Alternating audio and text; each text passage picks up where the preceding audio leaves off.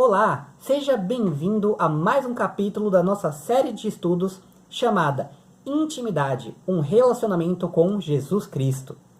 Se você está aqui com a gente, nosso terceiro capítulo, significa que você já acompanhou os 2 capítulos anteriores, nos quais nós falamos a respeito do nosso tempo, da agenda, né, que a gente compartilha com Deus ali, ou melhor, que a gente busca de Deus, né, para ter esse tempo com Ele, e também a respeito dos planos do Senhor. Como a gente falou, não os planos do Senhor para a nossa vida, mas os planos do Senhor, nos quais Ele nos inclui. E hoje nós vamos falar sobre um tema muito importante. Nós vamos falar a respeito de oração. O tema de hoje então é: quais os principais objetivos da oração? Quais os principais objetivos da oração? Para a gente pensar um pouquinho então a respeito deste tema, vamos lembrar também um pouquinho a respeito dos discípulos de Jesus. Você sabia que entre tantas coisas que os discípulos puderam ver, aprender, observar ali com Cristo, uma das poucas coisas as quais eles pediram a Jesus que os ensinasse foi como orar? Os próprios discípulos viam como era a oração de Jesus, o seu empenho na oração, a diferença que tinha na vida dele, né? Então isso os motivou a pedir a Jesus: nos ensine como nós devemos orar. Isso a gente vai poder conferir lá em Lucas capítulo 11, versículo 1, no finalzinho do versículo. E como resposta a este pedido, Jesus apresentou um modelo de oração a eles. E este modelo é muito conhecido até mesmo para pessoas que não são cristãs, né? Esse modelo de oração ficou conhecido como o Pai Nosso, né? Porque é assim que essa oração que Jesus fez começa: Pai Nosso que estais nos céus, né? Então, para a gente poder aprender mais a respeito de oração, a gente vai voltar a esse, digamos assim, básico da oração, mas é um básico que tem muitos ensinamentos que a gente precisa entender muito bem para que nas nossas orações a gente possa também aplicar isso. Então nós vamos pensar a respeito de 6 características da oração modelo que Jesus apresentou a seus discípulos. Vamos lá então? A primeira característica desta oração que Jesus apresentou a seus discípulos é o seguinte: a oração começa com submissão à vontade de Deus. Você lembra que a gente até já estudou isso um pouquinho no nosso encontro passado, né? A respeito da nossa disposição em obedecer a Deus.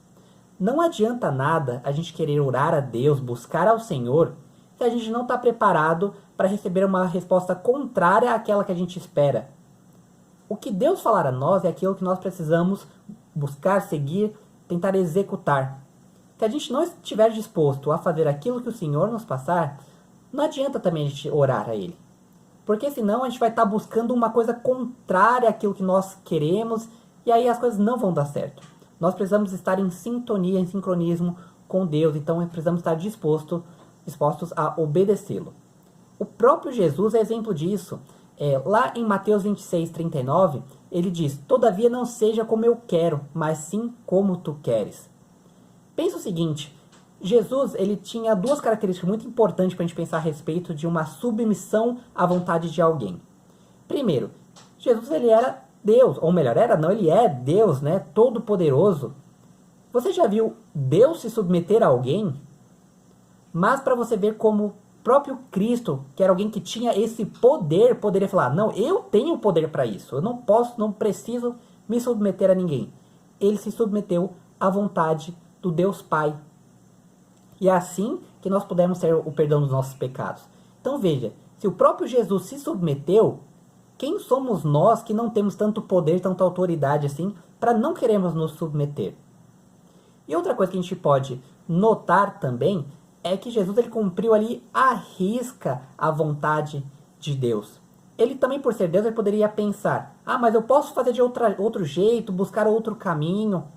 Mas ele colocou totalmente a vontade de Deus e falou: olha, eu não gostaria de seguir por este caminho, porque afinal é um caminho de morte para mim, né? Mas contudo seja feita a tua vontade.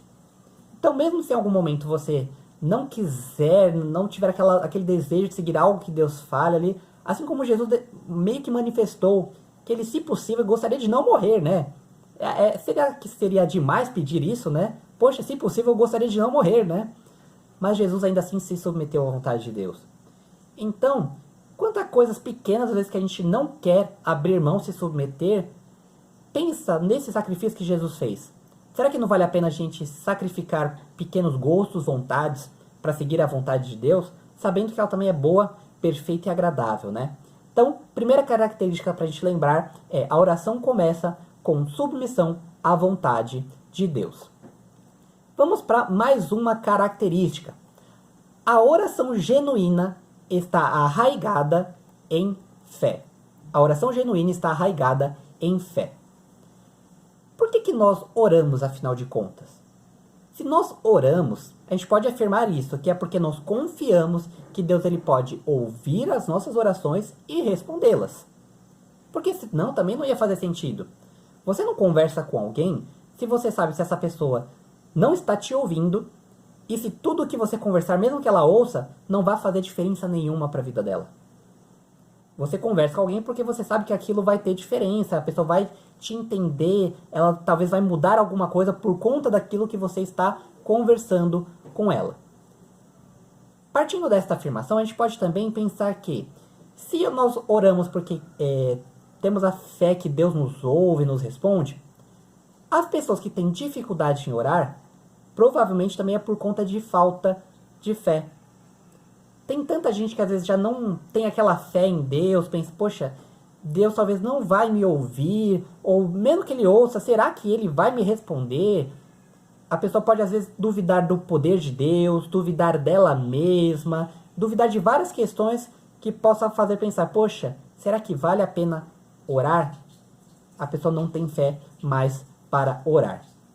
Lá em Hebreus capítulo 11, versículo 6, está escrito o seguinte: sem fé é impossível agradar a Deus, pois quem dele se aproxima precisa crer que ele existe e que recompensa aqueles que os buscam, aqueles que o buscam. Então, se nós não temos fé numa oração, a gente já precisa começar a rever isso. Se de repente você tem aí orações que não estão sendo respondidas, você pode começar a pensar, será que realmente não é uma falta de fé? Pode não ser só isso, mas é um ponto de partida para você pensar, para você refletir. Então, para nós entendermos como a fé é importante. Vamos para a terceira característica. Oração requer perseverança. O que é perseverança? É uma persistência, um empenho, né? E essa perseverança na oração mostra também o quanto nós estamos, podemos até dizer essa palavra, desesperados por ouvir uma resposta de Deus, uma orientação que venha de Deus, uma intervenção dele. Então, imagina o seguinte, você acha que Deus ele vai responder uma oração que seja apática, distraída? Você mesmo, se de repente tem alguém conversando com você ali de uma forma bem superficial, você vai dar atenção a essa pessoa? Agora imagine, se essa pessoa te procura todo dia, conversa sobre aquele assunto, vai chegar uma hora que você vai dar atenção a essa pessoa, né? Você vai querer ali ouvir, ou talvez você vai ficar assim, tão agoniado de tanto ouvir a mesma coisa que você vai acabar querendo responder a ela para pôr um fim a essa agonia, né? Agora, imagine Deus nesse lugar.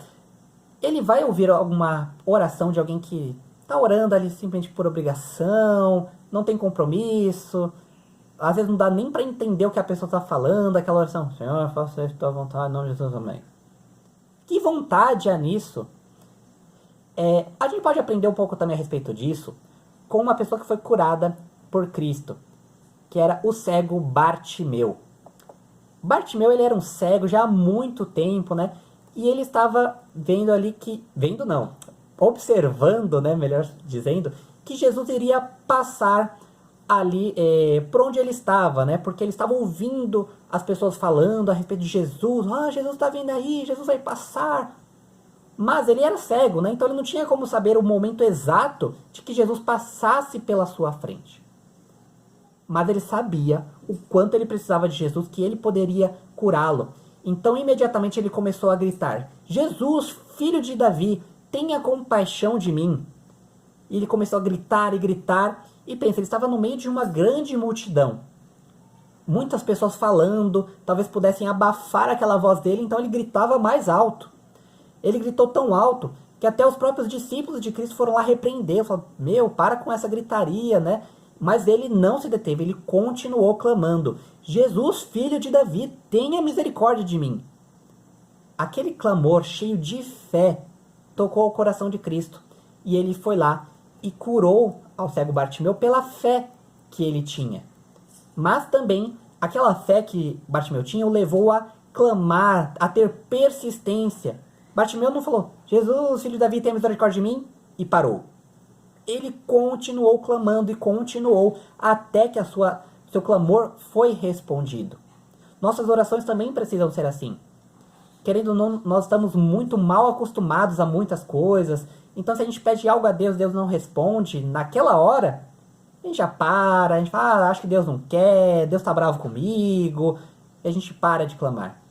Se é algo que você realmente está clamando, tenha persistência, busque ao Senhor até você ouvir uma resposta, mesmo que seja um não, mesmo que seja um espere, mas continue clamando. Porque em algum momento Deus vai poder te responder, Deus vai poder abrir sua mente para você entender, de repente, outras perguntas que você precise fazer, então, para aquela primeira ser sanada, ser respondida, né? Mas continue clamando ao Senhor, tenha persistência. Quarta característica. A oração que honra a Deus requer que o busquemos com todo o nosso coração, mente, alma e força. Lá em Marcos 12, versículo 30, nós vamos encontrar o primeiro mandamento, né? Jesus afirmando o primeiro mandamento, que tem muito a ver com este tema, né? Que ele orienta que amemos a Deus com todo o nosso coração, mente, alma e força. Então, o que a gente pode pensar também a respeito disso? A gente, para orar a Deus, a gente precisa amar a Deus. E desta forma como o próprio Jesus nos apresenta, com todo o nosso coração, toda a nossa mente, alma, força. Não adianta ser aquela oração distraída, aquela oração assim, olha, eu estou pedindo isso, mas sei lá, nem estou pensando muito nisso. Você tem que pedir realmente se entregando totalmente a Deus, em amor a Deus. Em Jeremias 29, 13, está escrito o seguinte, vocês me procurarão e me acharão quando me procurarem de todo o coração. Nós precisamos nos aproximarmos de Deus para que Ele se aproxime de nós. Por mais que Deus ele seja onipresente, Ele não é um Deus assim que não respeita a gente, a ponto de que se a gente não quiser Ele perto, Ele vai respeitar esse espaço. Agora, se nós abrirmos a porta do nosso coração, como sempre falamos essa frase, sempre usamos essa expressão, né? Jesus ele vai vir e vai fazer morada conosco. Então a gente precisa buscar, a gente precisa convidar Deus para estar com a gente. A oração também é importante pensar que ela não é uma repetição. Se a gente só ora, sempre pedindo do mesmo jeito, sempre falando do mesmo jeito, mas de uma forma que a gente já nem sabe mais aquele significado do porquê estamos orando, né? Não faz sentido. A oração, ela é um elo de comunicação com Deus. Quando você vai conversar com alguém, você fala sempre do mesmo assunto?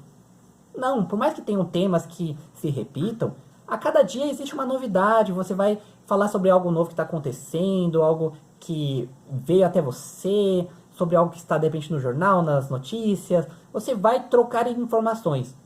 Por que com Deus vai ser diferente? Você vai fazer sempre aquela mesma oração. Fale do que está no seu dia a dia, no seu coração, isso é muito importante.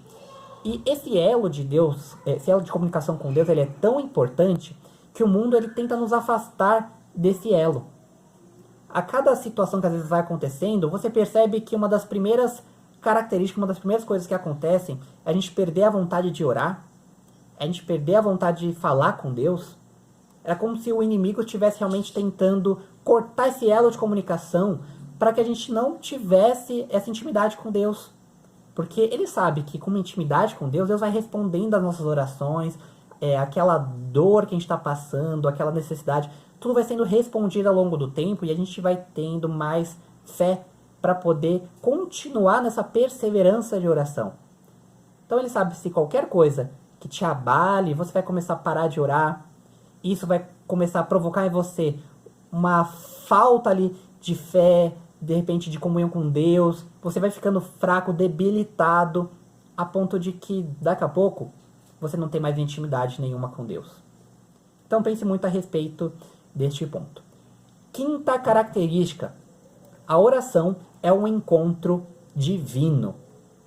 Você lembra, não sei se você já pôde ter essa oportunidade de estudar como que eram os encontros com Deus lá no Antigo Testamento, principalmente ali com o povo de Israel, logo no começo, que havia o lugar santíssimo, Santo dos Santos, né? Uma coisa que a gente pode perceber é que uma coisa muito importante para a gente ter intimidade com Deus é a santidade. O Senhor várias vezes falou no meio ali da Bíblia que ele não ouviu, não recebeu certas orações de pessoas que estavam em pecado. E não simplesmente porque tinham cometido alguma coisa, mas porque a vida delas continuava naquilo. Elas estavam entregues ao pecado e não tinham intenção de parar, não se arrependiam daquilo. E a gente vai poder também até perceber casos como o de Isaías. Isaías, quando ele teve um momento ali com Deus, que ele pôde estar na presença de Deus, ele sentiu uma pressão esmagadora sobre ele. Por quê? Ele viu a santidade de Deus de um lado, e ao mesmo tempo do outro ele viu como ele era pecador.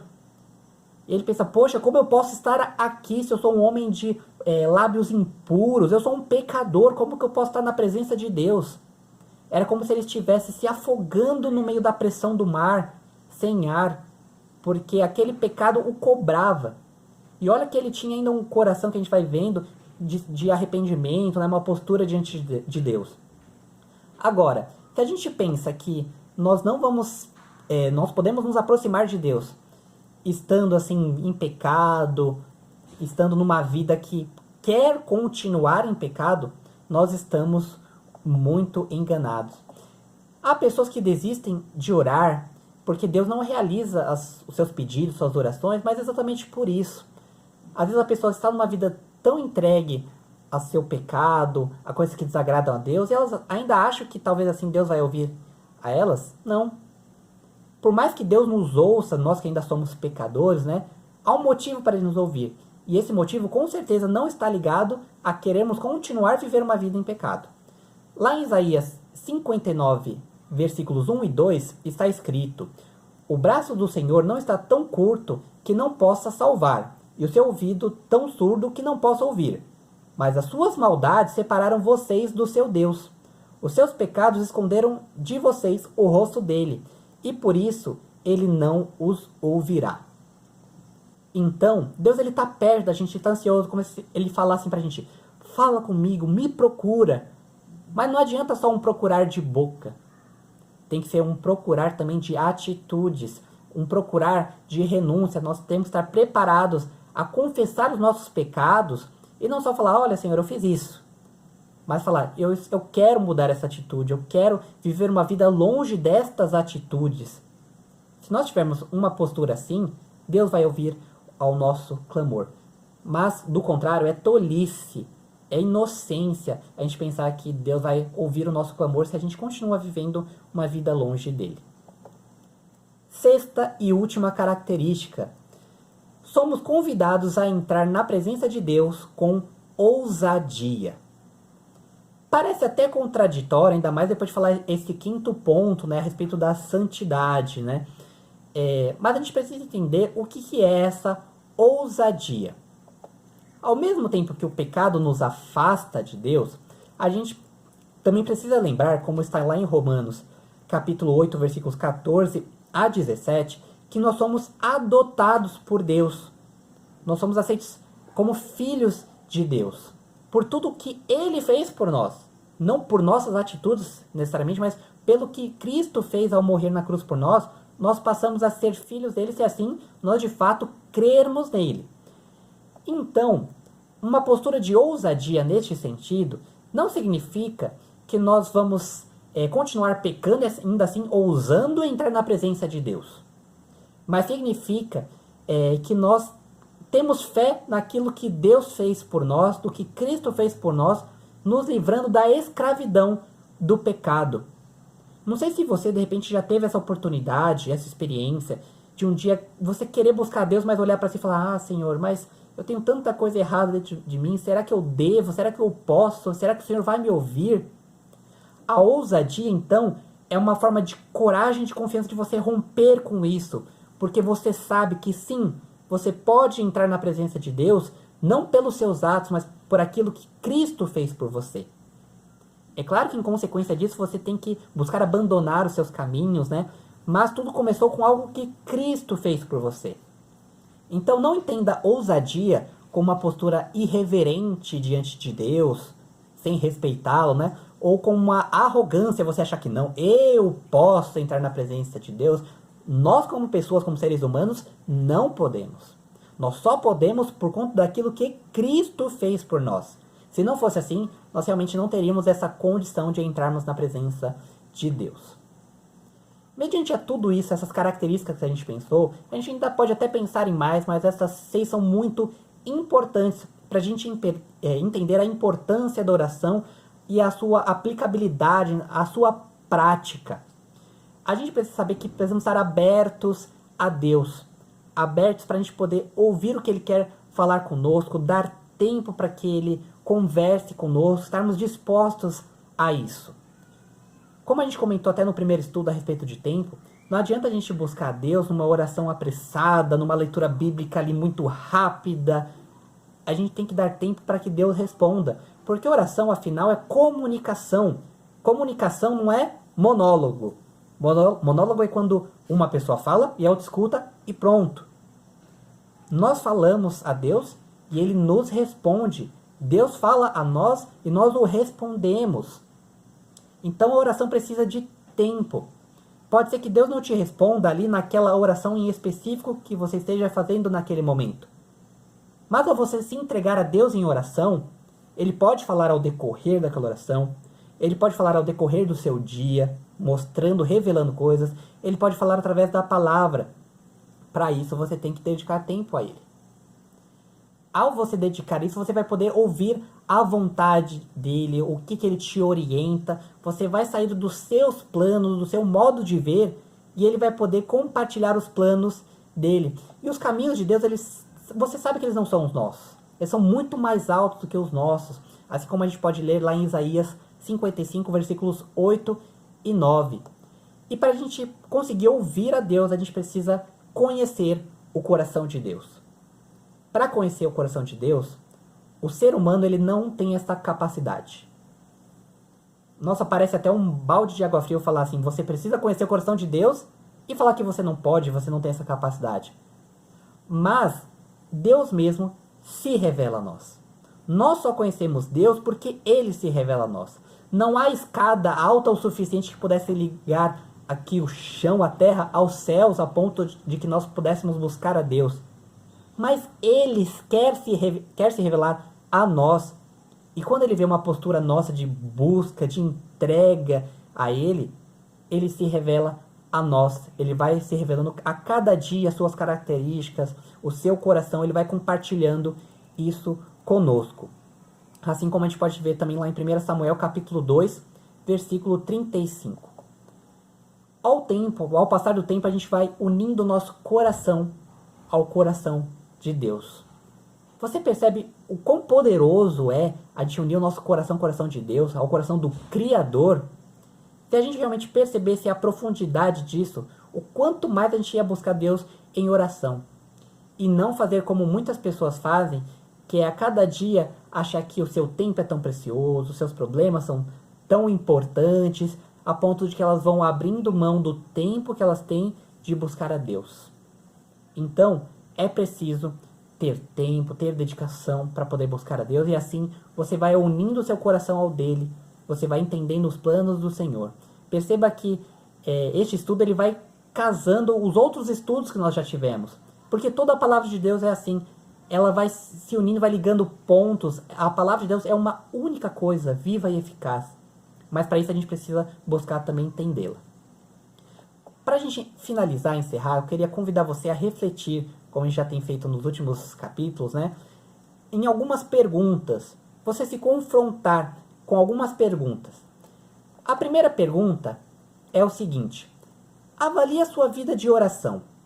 Como ela se alinha com as 6 características listadas neste estudo? Pense bem, pelas 6 características que a gente já estudou aqui. O que tem e o que não tem na sua vida, o que precisa melhorar? Segunda pergunta: você acha difícil orar? Se sim, por quê? Se for o seu caso, lembre-se que há aqui algumas dicas também, algumas orientações do que o que pode estar te atrapalhando. Mas pense, o que está sendo um empecilho para você orar? A terceira pergunta é o seguinte: você acha que Deus se agrada do modo que você ora? Quais ajustes à sua vida de oração honrariam a Deus? Pense realmente, Deus está super feliz com a forma que eu tenho orado ou não? Será que a forma que eu tenho orado não tem o agradado e eu preciso mudar algo? Pense a respeito disso. Quarta pergunta: o que Deus disse a você em oração recentemente? Você está dando tempo suficiente para que Ele fale com você? Se não, quais mudanças específicas você deveria fazer em seus momentos de oração? Lembra aquilo que a gente falou lá no primeiro estudo, tempo, né? Planejar tempo para ter com Deus. Será que você tem dado tempo suficiente a Deus para que Ele te responda? Ou está sendo tão rápido, tão depressa, que quando Deus começa, agora eu vou te responder, você já está dormindo? Porque você orou tão rápido porque estava com sono, né? Então pense a respeito disso. Mais uma vez orientamos você que, junto com este vídeo, há um link aqui de um material que a gente prepara para você. Esse material foi feito baseado naquele livro que a gente já comentou, uma vida com negócios, né? De profissionais com negócios que estavam vivendo ali com Deus, buscando ter uma intimidade com Deus, né? Então pense a respeito disso, esse livro dos irmãos Henry e Richard Blackbaby, né? Nesse material você vai poder encontrar todas as perguntas, todo este estudo e ainda mais alguns versículos que você pode ler durante a semana, meditar na palavra. Então, este é o nosso estudo de hoje, nosso capítulo de hoje. Espero que ele possa ter contribuído com a sua vida, a sua intimidade espiritual. Esperamos você no nosso próximo estudo e continue perseverando. Intimidade requer isso, intimidade com Cristo. Até mais!